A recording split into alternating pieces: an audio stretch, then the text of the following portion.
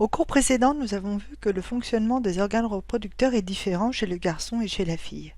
Chez le garçon, l'organe reproducteur fonctionne de manière continue jusqu'à la fin de sa vie, alors que chez la femme et chez la fille, ce fonctionnement est cyclique, c'est-à-dire qu'il ne fonctionne qu'une seule fois par mois jusqu'à la ménopause.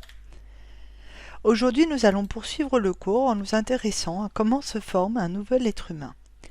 Tout d'abord, il faut comprendre qu'il faut des conditions pour qu'il y ait une fécondation, c'est-à-dire la rencontre entre les deux cellules reproductrices, une cellule reproductrice mâle, le spermatozoïde, et une cellule reproductrice femelle, c'est-à-dire l'ovule.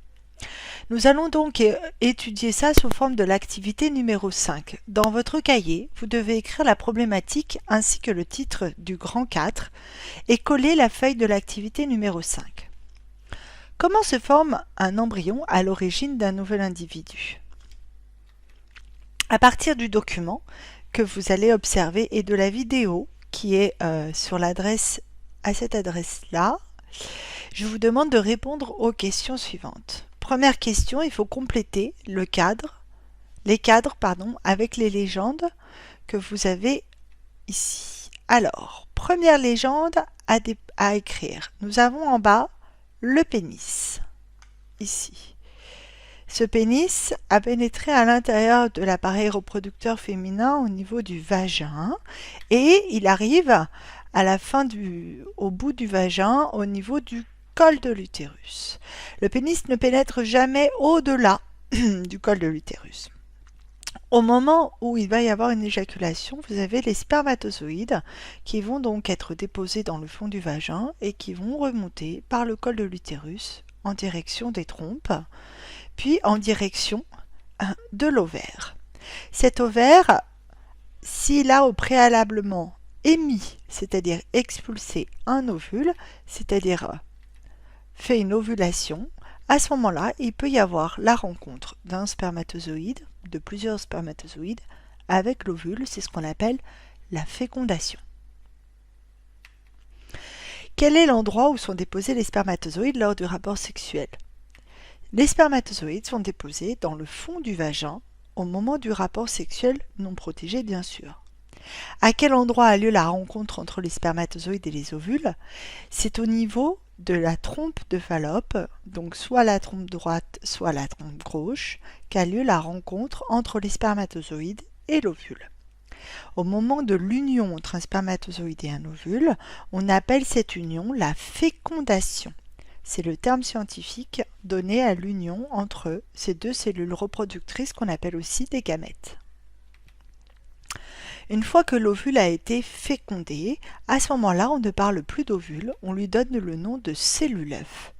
Et cette cellule œuf, ce qu'elle fait, c'est qu'au bout à partir du moment où elle a commencé à exister, elle va se diviser un certain nombre de fois afin de devenir ce qu'on appelle un embryon. Ce développement va se faire dans différentes parties et notamment au niveau de l'utérus maternel puisque c'est là qu'aura lieu la grossesse. Regardez ici cette première image. Vous voyez l'ovule, donc cette grande cellule reproductrice féminine qui est entourée de milliers de spermatozoïdes que vous voyez ici qui essayent de pénétrer à l'intérieur de cet ovule. Une fois que le spermatozoïde a réussi à pénétrer à l'intérieur du spermatozoïde, son noyau va venir fusionner avec le noyau de l'ovule pour donner un seul et unique noyau.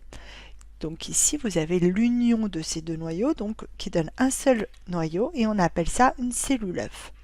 Cette cellule œuf va se diviser. Premier jour, elle se divise en deux, puis de nouveau encore en deux, donc au bout du deuxième jour, ce qui donne 4 cellules. Et ainsi de suite, au bout de 3 jours, nous avons davantage de cellules formées.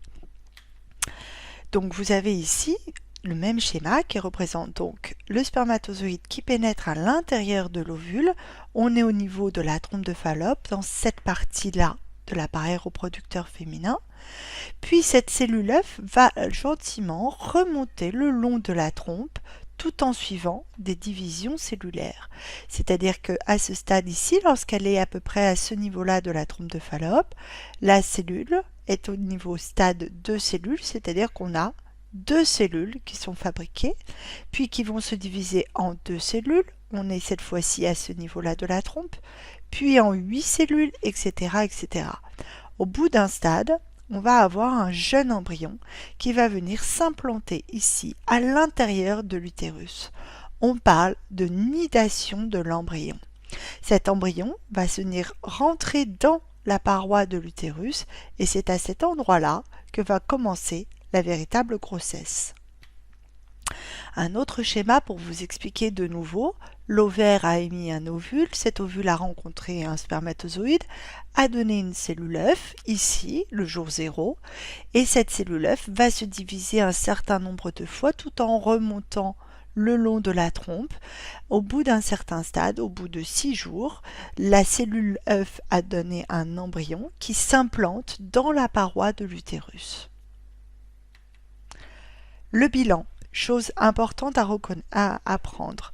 La rencontre des cellules reproductrices, c'est-à-dire du spermatozoïde et de l'ovule, fait suite à un rapport sexuel et n'est possible uniquement pendant la période de fécondité, c'est-à-dire au moment où la femelle ou la fille a émis son ovule.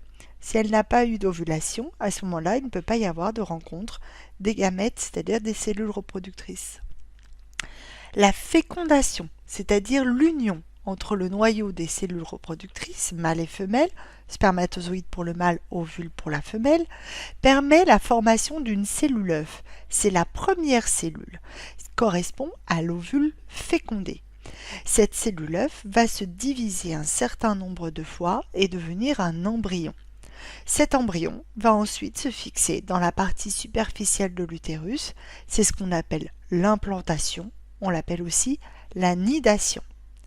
Si vous avez des questions concernant cette partie, n'hésitez pas à me contacter via la messagerie Pronote, j'essaierai d'y répondre. Bonne fin de journée.